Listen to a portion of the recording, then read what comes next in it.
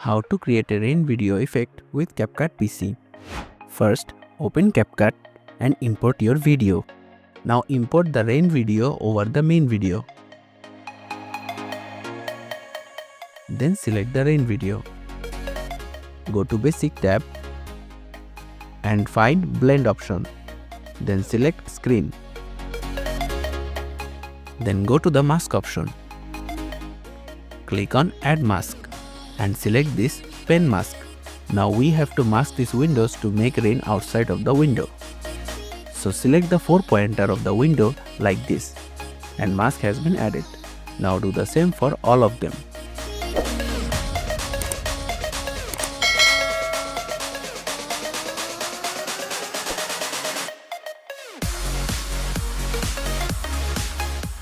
And here you can change the feather for a better look.